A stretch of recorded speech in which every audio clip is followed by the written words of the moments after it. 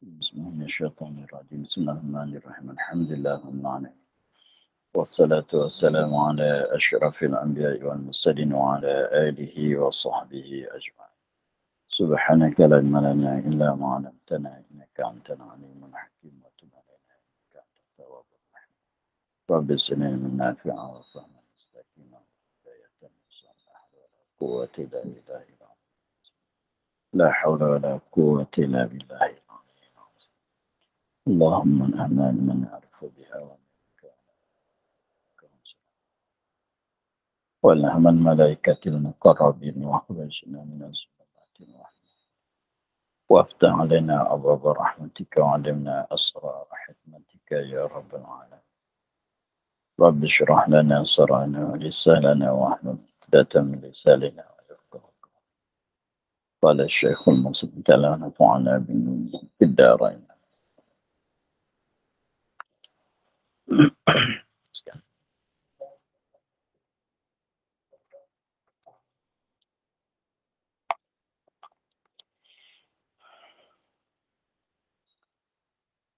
dan setengah daripadanya ghurrah dan tahdil.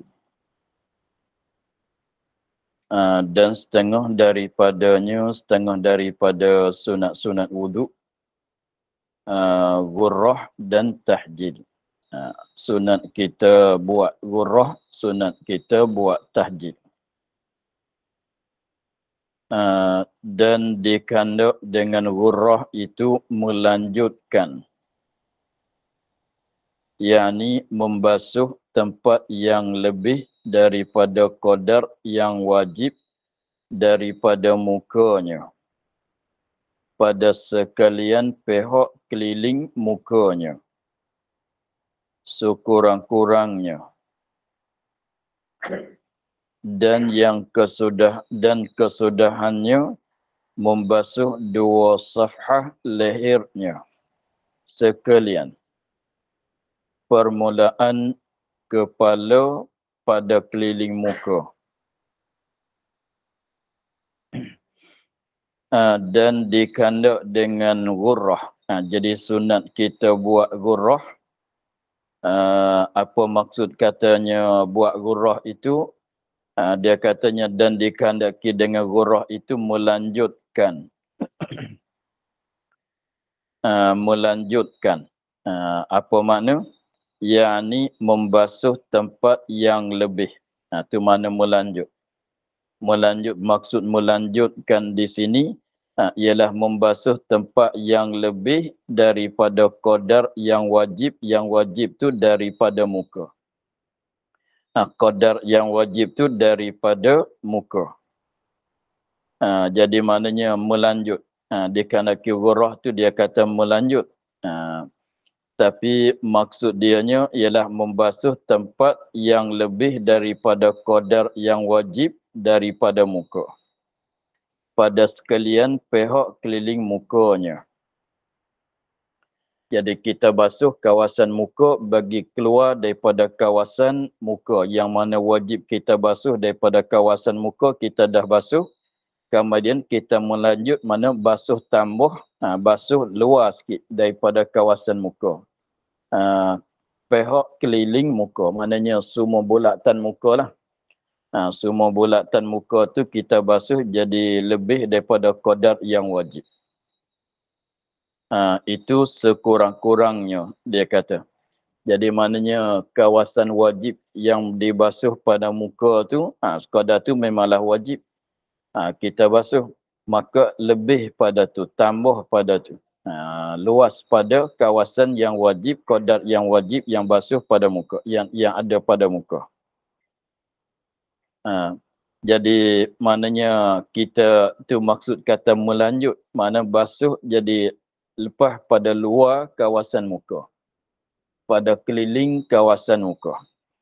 Itu sekurang-kurangnya ghurrah.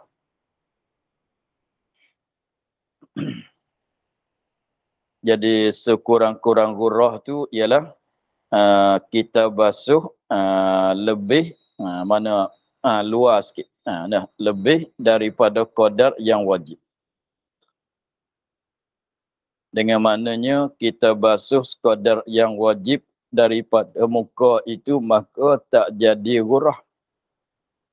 Tidak hasil ghurrah lagi. Tidak hasil ghurrah lagi, maka yang kita nak ambil ghurrah tu kita basuh lebih luar daripada kawasan yang wajib, pada keliling muka. Atas bawah kiri kanan pada seluruh bulatan muka lah. Kita basuh jadi luar daripada kawasan wajib. Itu sekurang-kurang jadi ghurrah. Dan kesudahannya, kesudahan ghurrah, mana yang paling sempurna daripada ghurrahnya, kita buat ghurrah, ambil ghurrah tu yang paling kesudahan, yang paling sepenuhnya, ialah membasuh 2 safhah leher.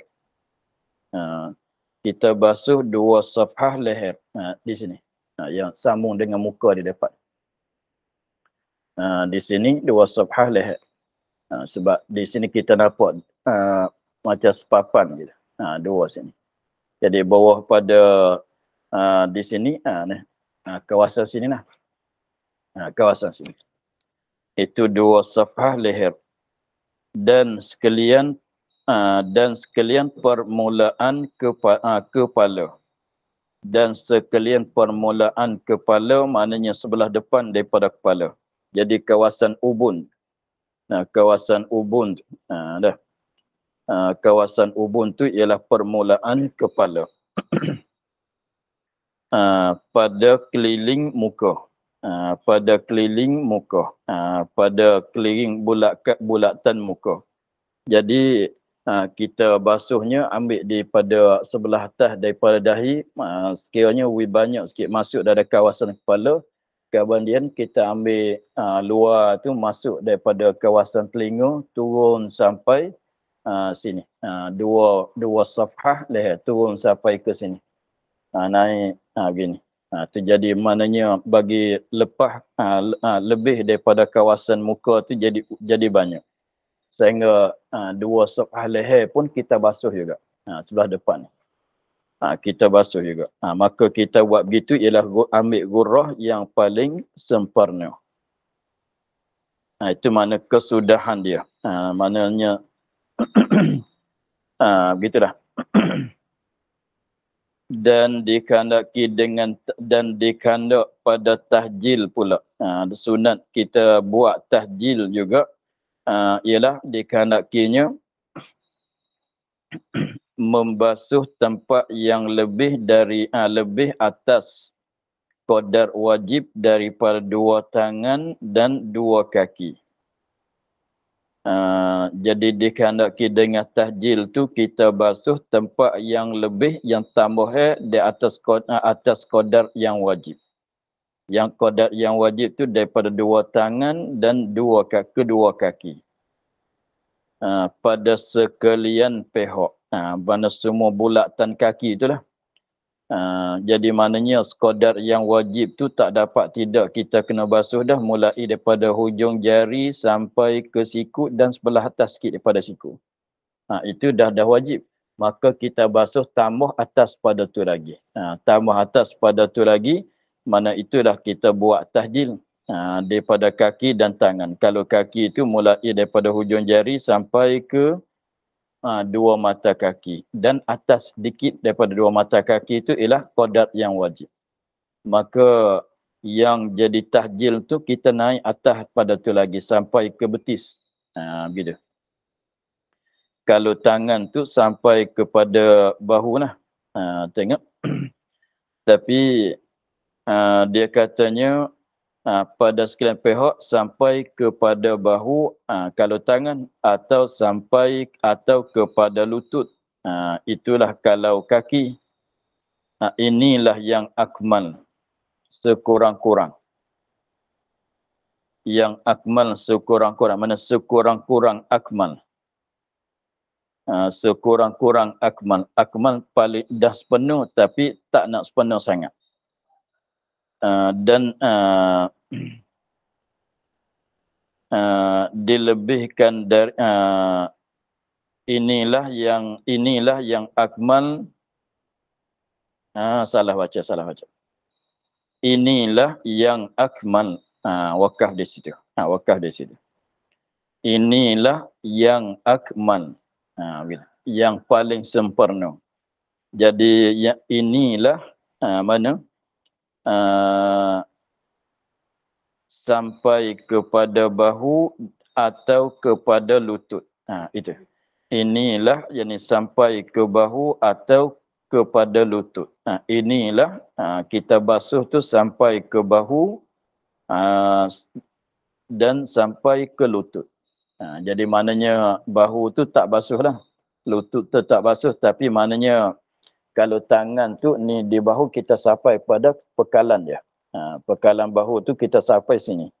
Jadi maknanya sekadar yang wajib tu pada siku dan atas sikit daripada siku tu wajib. Lepas tu kita naik sampai ke bahu. Sampai pada pekalan bahu. Basuh situ. Itu yang akmal. Kedua-dua belah tangan. Kemudian yang kaki pulaknya kita basuh sampai ke lutut. Tapi lutut tak masuklah. Maknanya bawah pada lutut. Maknanya mulai daripada hujung jari sampai ke seluruh betis. Betis tu akhir dianya di bawah pada lutut kan.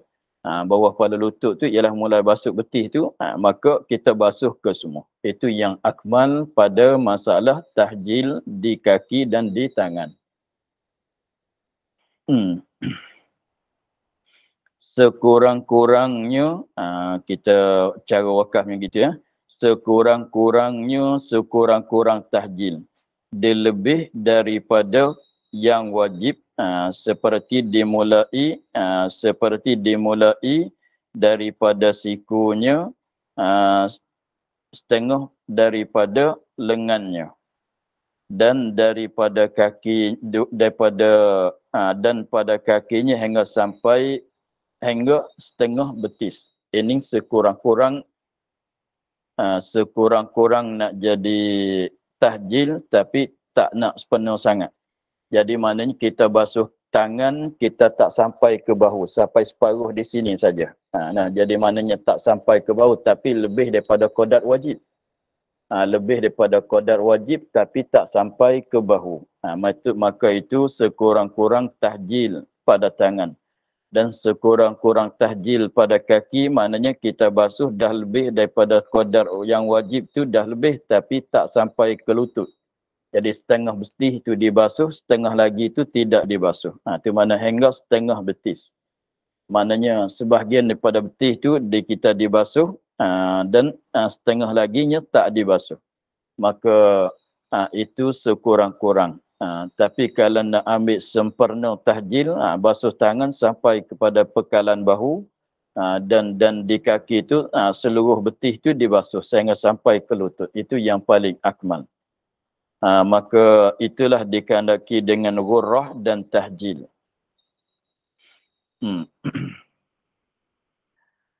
Itu dikehendaki dengan ghurrah dan tahjil. Kemudian kalau ada orang tanya kenapa buat begitu panggil ghurrah pada muka, kenapa buat begitu pada tangan dan pada kaki itu dipanggil tahjil, maka sebab dalam hadisnya sebutnya begitu. Lepas tu ada wajah munasabah, nanti kita tengok dalam hadis. Kerana sebeda Nabi SAW. Ini ilat pada sunat. Sunat kita berghurrah, kita buat ghurrah dan kita buat tahjil. Disunatkan tu sebab ada sabda Nabi, ada hadis Nabi SAW, Nabi ada suruh. Inna ummati yud'auna yawmal qiyamati ghurran muhajjalina min atharil wudu'i. فَمَنِ اسْتَطَاعَ مِنْكُمْ أَنْ يُطِيلَ غَرَّتَهُ وَتَحْجِيلَهُ فَلْيَفْعَلْ. Sekali lagi. Inna ummati yud'auna yawmal qiyamati ghurran muhajjalina min atharil wudu'i. فَمَنِ اسْتَطَاعَ مِنْكُمْ أَنْ يُطِيلَ غُرَّتَهُ wa tahjilahu falyaf'al. Terjemahnya, bahwasanya umatku, umat Nabi Muhammad, diseru pada hari kiamat. Diseru, dipanggil, diseru pada hari kiamat dengan nama ghurrah. Dengan nama ghurran muhajjalin. Jadi jadi maknanya umat Nabi Muhammad apabila di hari kiamat esok di padang mahsyar, apabila Allah Ta'ala atau malaikat nak menyuruh, nak panggilkan umat Nabi Muhammad tu, dia panggil dengan nama orang yang ghurran, orang yang muhajjalin. Apa makna ghurran muhajjalin? Yani ini tafsir. Yani cemerlang mukanya, yani cerah bercahaya mukanya, dan dua tangannya. Tu mana katanya ghurran, maknanya cemerlang pada muka, muhajjalin mana cemerlang pada dua tangannya dan dua kakinya. Nah, yakni cemerlang mukanya dan dua tangannya. Kita kena tambah sikit, yakni dan juga dua kakinya. Jadi muka dia tu bercahaya, dua tangan dan dua kakinya bercahaya. Daripada bekas wuduk, bekas dia basuh ambil wuduk. Jadi muka dia tu bercahaya, putih bercahaya, kaki tangan pun begitu. Sebab dia asalnya ghurrah ini ialah asal ghurrah ini ialah tepat yang putih pada dahi kuda. Kita kalau pernah tengok kuda yang warna coklat atau warna hitam ke masalan, maka kat dahi dia tu ada yang putih, ada satu tempat tu jadi putih. Maka di situ dia panggil ghurrah. Maka kuda tu kalau ada ghurrah tu comel. Sebab dia berwarna hitam ke, berwarna gelap, berwarna kelabu ke masalan, maka ada putih pada tengah dahi dia tu, itu dikatakan ghurrah pada asal ghurrah. Maka comel lah kalau kudanya begitu. Maka jadi maknanya dia jadi bulunya putih di situ. Apabila kita tengok jadi daripada jauh pun dah nampak putih gitu. Sebab putih apabila dilikungi oleh hitam, artinya cahaya kokonya, cahaya coklat tu, maka dia akan jadi nampak cerah. Sebab putih kalau dilikungi oleh cahaya yang gelap, gitu. Maka nak bandingnya cerah, jadi macam tu lah. Jadi maknanya muka orang umat Nabi Muhammad apabila dia basuh muka, maka basuh muka ketika ambil wuduk tu, maka di akhirat esok muka dia tu jadi cemerlang, jadi bercahaya. Maka apabila dia basuh sekadar yang wajib, maknanya cerah cemerlang tadi tu tak nak luas sangatlah. Kalau dia basuh muka sekadar yang wajib, maka kalau kita nak bagi luas cahaya muka kitanya, kita basuh muka bagi luas lagi, lebih daripada kawasan wajib lagi. Begitu. Dan tahjil tahjil tu maksudnya dia hajlun tu dengan maknanya putih yang ada pada kaki kuda. Kuda tu kita tengok setengah-setengah kuda tu comel. Daripada hujung kaki dia sampai ke lutut dianya warna putih. Lepas tu sebelah atas warna coklat. Tu comel. Jadi empat kaki kuda tu putih semua. Jadi maknanya comel tengoklah, jadi kuda tu ada ghurrah, ada tahjil tu comel. Di muka dia ada setepak tu jadi putih pada dahi, di kaki dia putih. Dan lain lagi tu jadi warna gelap tu lah. Jadi maka munasabahnya panggil begitulah, dengan sebab kita apabila kita basuh tangan, kita basuh sekadar yang wajib, maka sakat tu saja yang jadi cerah, jadi cemerlangnya. Maka kita nak bagi jadi banyak cemerlang tu, sebab tu kita basuh sampai ke bahu. Jadi maknanya kalau jadi begini, bukan maksud katanya kalau tidak melebih pada basuh muka tak ada jadi gurah, tak hasil gurah, tak jadi cemerlang pada muka, kita basuh tangan sekadar yang wajib tak jadi cemerlang, bukan maksud gitu. Jadi orang biasa pun kalau dia ambil wuduk, setiap hari dia ambil wuduk, dia solat tu, maka tangan dia dah cemerlang, muka dia dah cemerlang. Begitu. Sebab dia dah ambil wuduk, dia basuh setiap hari itu, maka di akhirat tu dah cemerlang. Cumanya kita nak bagi jadi banyak. Nak bagi jadi banyak, nak bagi jadi luas, cemerlang itu, kita basuh jadi luas. Contohnya wuduk tu kalau kita istiqamah sakat yang wajib saja. Sakat ni yang wajib saja. Maka sakat ni saja yang jadi cerah, jadi cemerlang. Maka sebelah atas ni tidak. Tidak. Maka sebab tu kita nak bagi cerah sampai cemerlang sampai di sini, kita ambil wuduk basuh sampai ke pekalan bahu. Begitu. Maka di kaki kalau kita adat kitanya kita basuh kaki itu sekadar lebih atas sedikit daripada buku lalis, sekadar yang wajib lah.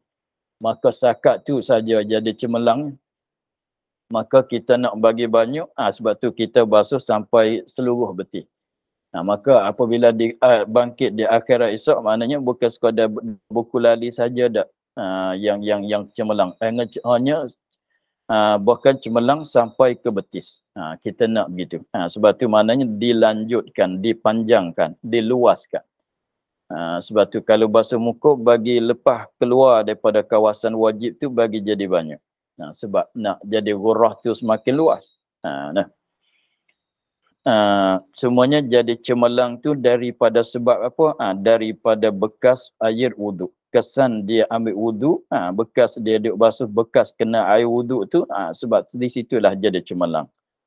Maka barang siapa kuasa daripada kamu, siapa-siapa saja daripada kamu mampu kuasa nak buat, dengan sebab air itu banyak, kuasa, tidak ada keuzuran, lagi pulanya ada kemudahan pada airnya, air itu banyak, air itu mewah, maka barang siapa kuasa mampu daripada kamu bahawa memanjangkan urahnya, memanjang tu dengan maknanya bagi luas.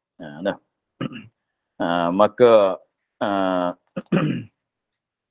memanjang, melanjut, memanjangkan urahnya dan tahjilnya, maka hendaklah diperbuat. Maka itu Nabi suruh tu sebagai suruh sunat.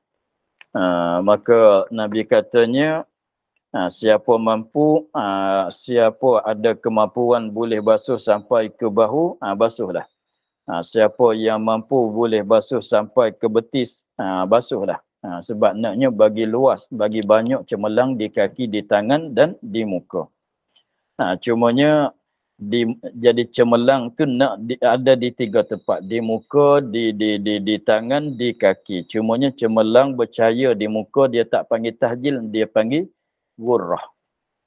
Di kaki, di tangan dia panggil tahjil. Tapi cahaya tu sama bercahayalah. Cemerlang sama. Jadi cerah putih, begitulah. Jadi maknanya comel lah. Tengok kuda tu, kalau kita katanya kalau warna coklat tu, kalau seluruh badan dia tak comel. Walaupun badan dia comel sekalipun, tapi bulu dia tak comel.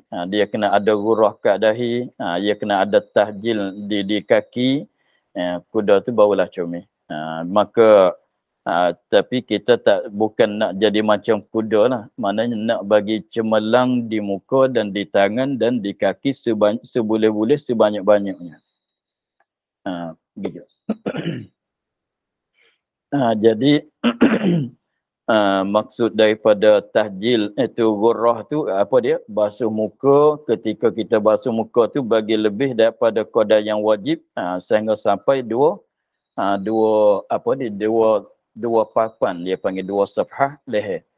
Sini naik sampai ke telinga, masuk kepada sebelah depan daripada kepala, bagi banyak dekat dengan ubun kita basuh. Sekiranya kalau air tu kita tu banyak, boleh kita nak buat lah. Kemudian tangan pula basuh sampai kepada pekalan bahu. Di kaki pun seluruh betih sampai ke bawah tu kita basuh ke semuanya.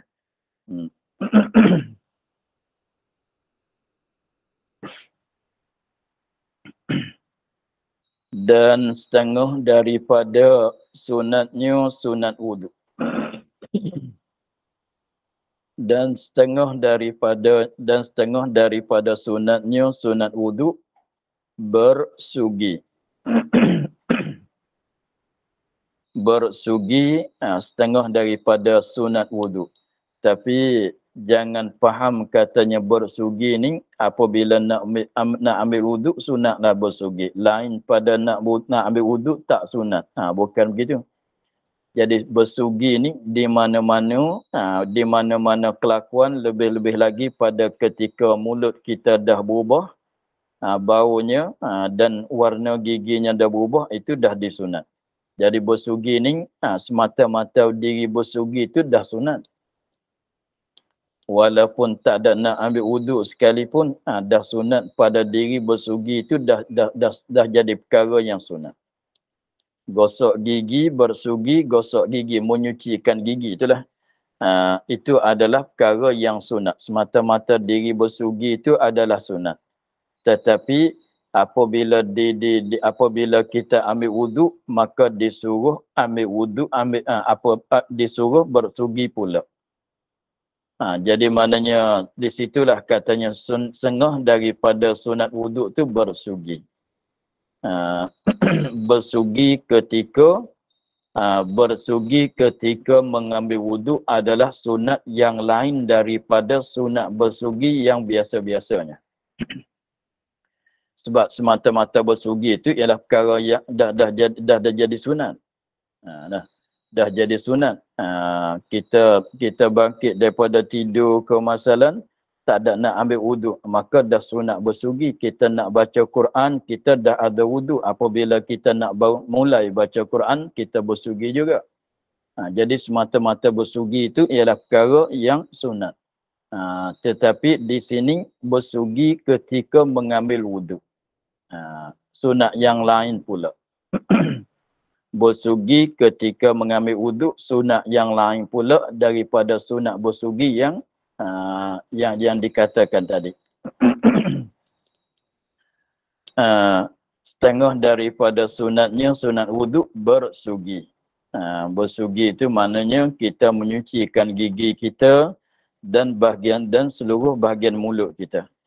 Daripada lidah, daripada langit, maka kita menyucikan semua. Itu panggil bersugi. Kemudian bila kita nak bersugi pada masa ambil wuduk, tempat kita nak bersugi bila masa. Nak tambah bersugi itu di mana? Selepas basuh kaki ke, sebelum basuh dua tapak tangan ke belum berkumur ke, di mana? Maka kata Syekh Madabiri, tempatnya tempat bersugi. Tempatnya tempat bersugi itu antara membasuh dua tangan dan berkumur. Kata Syekh Madabiri, tempat yang kita bersuginya ialah selepas pada kita basuh dua tapak tangan dan belum pada kita berkumur. Di situ tempat yang disunat bersugi. Di situ. Kalau kita nak berus gigi, nak gosok gigi macam biasa ni, maka kalau mengikut Madabiri, kita basuh tapak tangan dulu. Kita basuh tapak tangan, selepas tu kita bersugi. Selepas bersugi, barulah kita berkumur. Selepas pada berkumur tu masuk air ke hidung dan terus basuh muka. Begitu.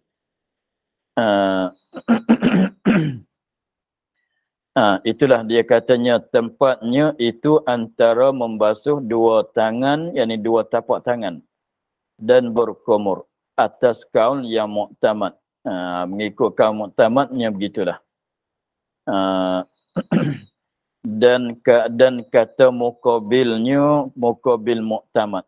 Kaul atau ada kaul satu lagi, ada satu pendapat lagi yang tidak muktamad. Itu muqabilnya muqabil muktamad, maknanya satu kaul lagi pula. Jadi yang muktamad tu adalah satu kaul. Dan satu kaul lagi pulanya ialah tidak muktamad lah. Begitu. Bahwasanya tempat bersugi itu dulu daripada tasmiyah, dulu daripada belum, dulu tu mana sebelum, daripada tasmiyah, daripada baca bismillah. Jadi yang tidak muktamadnya kita bersugi. Selepas pada kita bersugi, maka mulai bismillah serta dengan basuh dua tapak tangan. Begitu. Jadi khilaf lah tu. Ada khilaf pada tempat kita nak bersugi. Masa kita nak bersugi, yang kata bersugi ni sunat bagi wuduk. Tilik kepada bersugi jadi sunat bagi wuduk, maka tempat dianya ialah kamuktamad terletak di antara di antara basuh dua tapak tangan dan berkumur. Maknanya selepas pada basuh dua tapak tangan sebelum pada berkumur. Itu kamuktamad. Tempatnya di situ.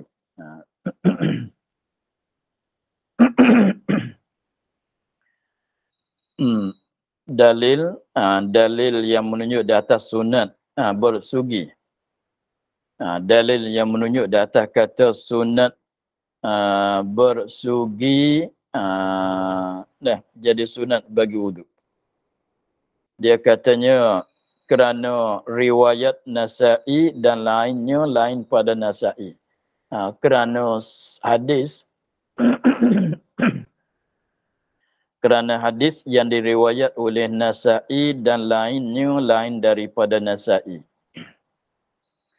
Hadis yang diriwayat oleh Imam Nasa'i dan orang-orang lain daripada Imam Nasa'i, imam-imam yang lain. Apa dia hadis yang diriwayat oleh Nasa'i?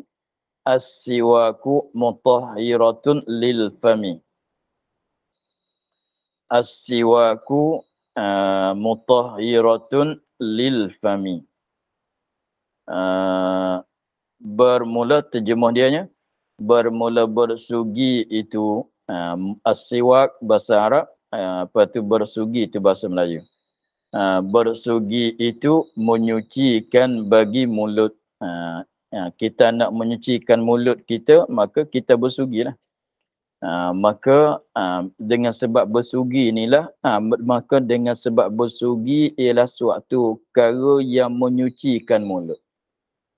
Ialah boleh dia menyucikan mulut. Maka apabila kita ambil wuduk berhajat juga, muka kita dah menyuci, tangan kita menyuci, kepala kita menyuci, tapak tangan kita menyuci, maka nak menyuci bahagian mulut selain pada berkumur, kita menyucikan mulut kita dengan secara bersugi.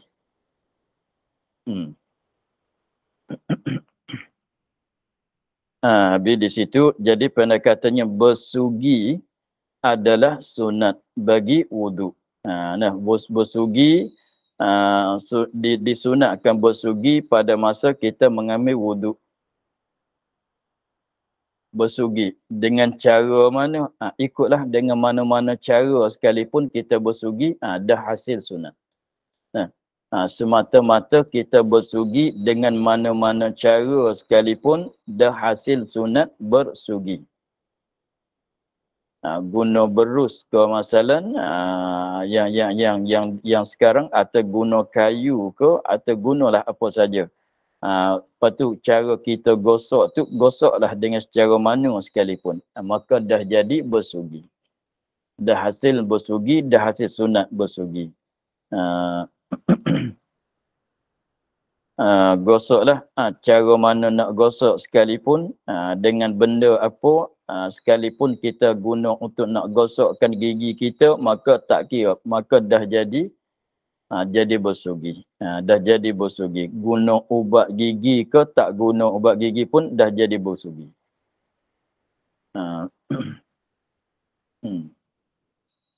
Tapi caranya, cara yang disunat pula. Bersugi itu dah disunat mana-mana cara sekalipun, tapi cara yang betulnya, cara yang sunat pula di dalam amalan bersugi, dan sunat pula lain daripada sunat bersugi. Sebab tadi dah cakap katanya, semata-mata kita bersugi dengan mana cara sekalipun, maka dah hasil sunat bersugi. Maka ini tambahan pula. Sunat tambahan di atas sunat semata-mata bersugi.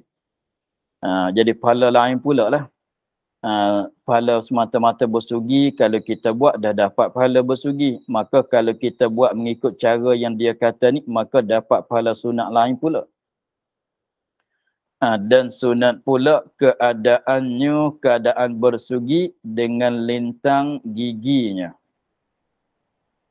Kita tidak ikut bujur gigi. Dengan lintang giginya. Jadi gigi kita tu kalau sebelah atas dia turun ke bawah gini kan. Maka kalau ikut atas bawah ni mengikut bujur dia. Mengikut panjang dia. Tapi lintang maknanya gitu. Jadi kiri kanan kiri lah. Jadi gigi sebelah atas tu kita gosoknya begitu. Bukan begitu. Takut lukanya gusi. Sekarang tak mengapalah sebab berus gigi tu bulu dia lembut. Kalau kita buat begini pun tak ada nak jadi luka gusi sangat. Tapi orang zaman dulu dia tak ada benda tu, dia guna kayu dan sebagainya. Maka sekiranya kalau buat begini naik turun begini akan luka gusi. Sebab tu Nabi suruhnya apa dia? Ikut letang. Maknanya kiri kanan lah. Kiri kanan kiri begitu. Jadi kiri kanan begitu. Itu makna lintang gigi. Kenapa sunat keadaannya dengan lintang gigi? Kerana disuruh pada hadis bersugi dengan lintangnya. Sebab sabit pada hadis Nabi ada suruh apabila kita bersugi tu, sugilah dengan cara gosok tu lintang gigi. Tapi kalau dia katanya dan memadai dengan bujur tetapi makruh. Tapi kalau bujur tu mana atas bawah. Atas bawah tu adalah makruh. Sebab nak bawa kepada sakit gusi.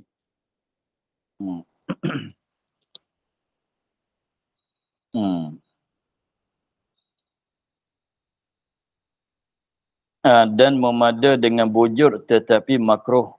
Begini. Bahkan sunat bersugi pada lidah bujurnya.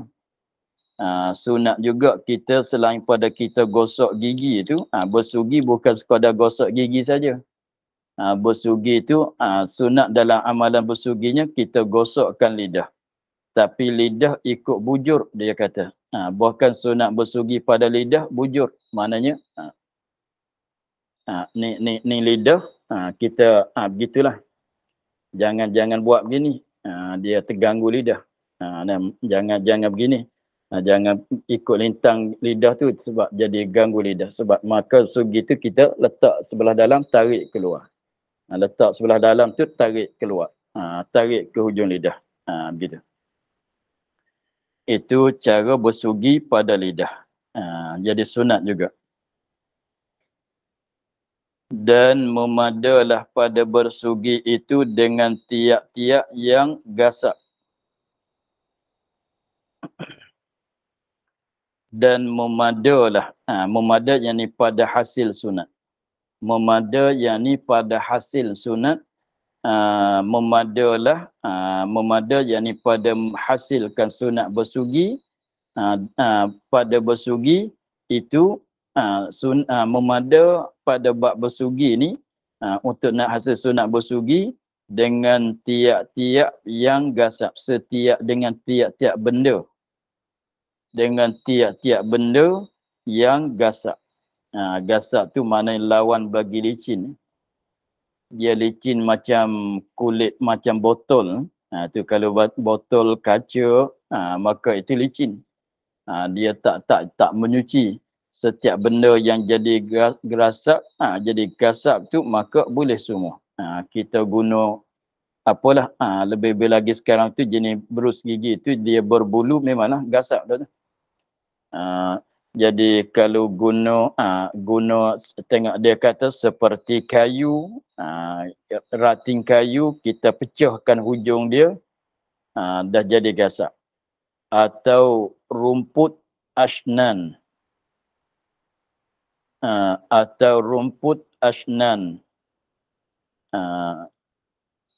rumput asnan ni kat kawasan tanah Melayu kita tak ada. Dia bukan macam rupuk yang kecil-kecil kat tanah tu, bukan begitu. Dia ada jadi, nak banding pokok apa ni, dia panggil ruput, tapi yang sebenarnya bukan ruput.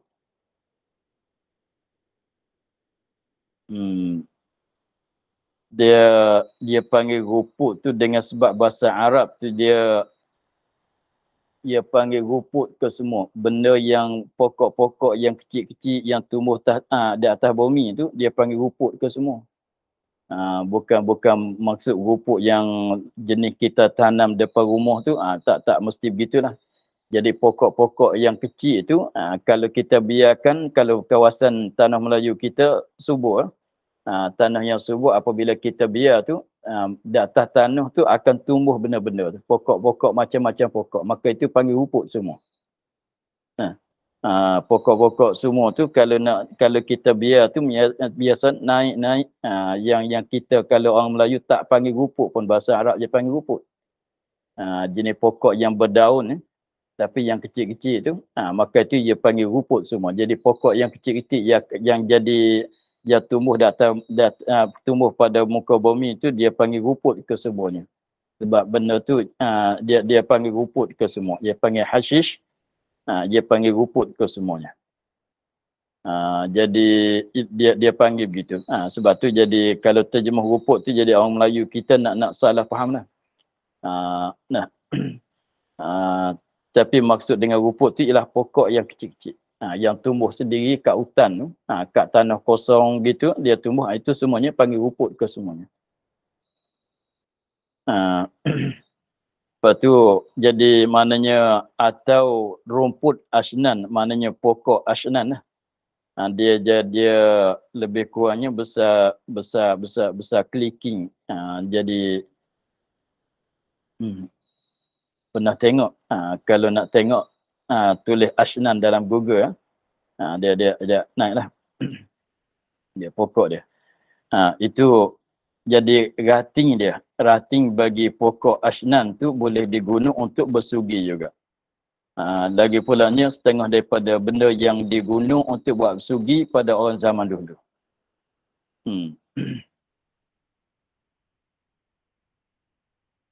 Jadi maknanya setiap benda yang gasap, kita guna kain ke masalah, kain tu kita baluk-baluk kat hujung jari, gosok. Dah gasap tu boleh. Artinya orang zaman dulunya, dia ambil sabut pelapor, dia ambil yang bertali-tali di kelapa tu, dia buang-buang itu dia sikit, dia guna gosok. Boleh buat gosok. Itulah. Tetapi kayu arak itu afdal. Boleh ke semua tu, asal benda yang gasap tidak licin macam botol. Sebab kalau licin tu dia tak boleh nak menyuci. Maka tetapi dia kata kayu arak itu afdal. Yang banyak dijual sekarang tu lah. Sebut kata kayu sugi tu yang dijual kat Mekah kat mana tu. Itulah katanya kayu arak. Kayu arak dia panggil, gunanya buat bersugi. Kayu tu kayu arak, gunanya buat bersugi. Kita orang Melayu panggil kayu sugi. Bukan begitu. Tu dia mana kayu tu nama dia ni, nama pokok tu panggil pokok arak.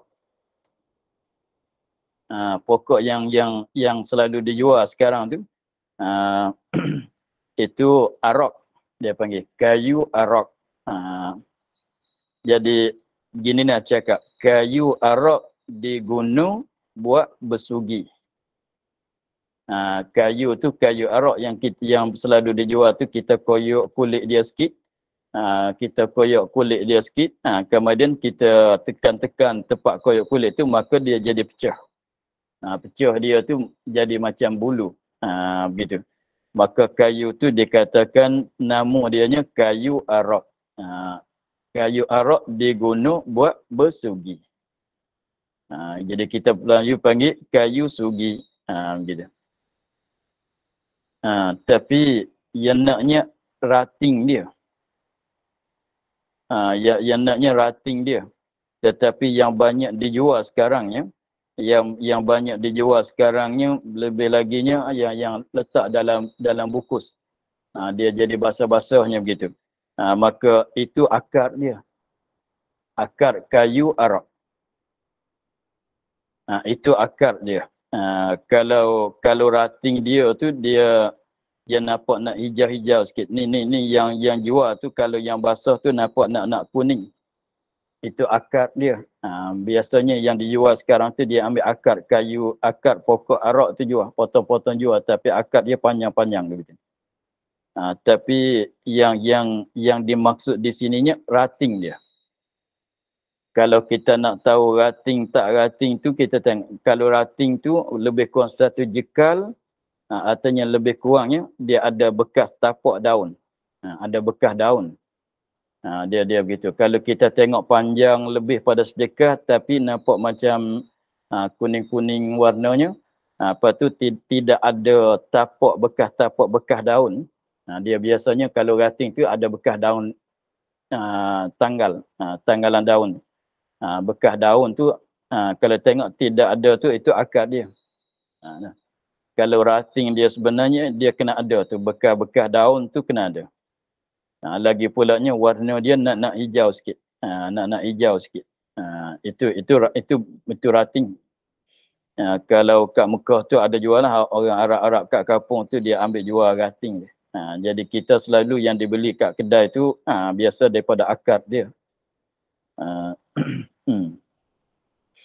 Tetapi kayu arak itu afdal. Kayu arak tu lebih afdal kita guna dia sebab diri kayu arak tu khasiat dia tu banyak. Sebab diri kayu arak tu khasiat dia tu banyak. Maka lebih afdalnya kita guna kayu arak untuk buat bersugi.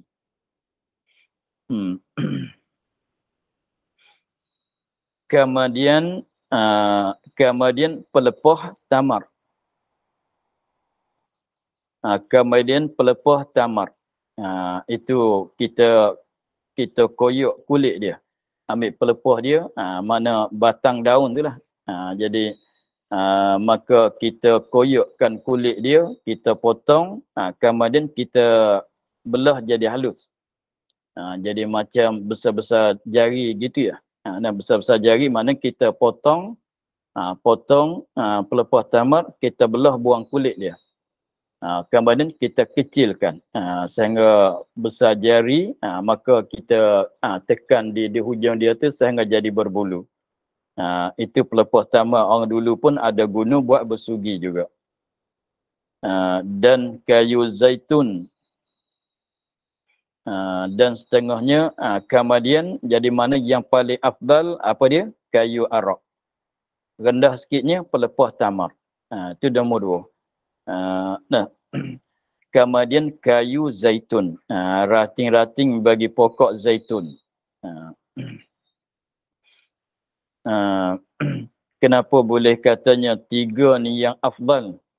3 ni yang afdal. Yang pertamanya yang paling afdal kayu arak. Nombor 2-nya pelepah tamar. Nombor 3-nya rating bagi pokok zaitun. Kenapa yang katanya 3 ni afdal? Kerana ia 3-3 ni sugi Nabi kita dan sugi Anbiya yang dulu-dulu. Jadi maknanya Nabi kita dan Nabi yang dulu-dulu daripada Nabi Muhammad tu bersugi ke semua. Maka Nabi kita dan Nabi dulu-dulu yang dia guna buat bersuginya benar ni lah. Satunya kayu arak, 2-nya pelepah tamar, yang ketiganya rating pokok zaitun. Itu 3 benda ni lah Nabi kita guna buat bersugi. Sebab tu dikatakan mengikut sunnah Nabi-nya, 3 ni yang afdal kita guna untuk buat bersugi.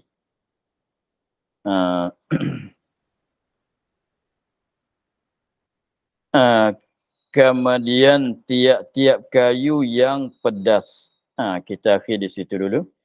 Pada katanya, kemudian tiap-tiap kayu yang pedas. Wallahu a'lam, walhamdulillah rabbil alamin. A'udzubillahi minasyaitonir rajim. Bismillahirrahmanirrahim. Alhamdulillah rabbil alamin. Wassalatu wassalamu ala asyrafil anbiya'i wal mursalin.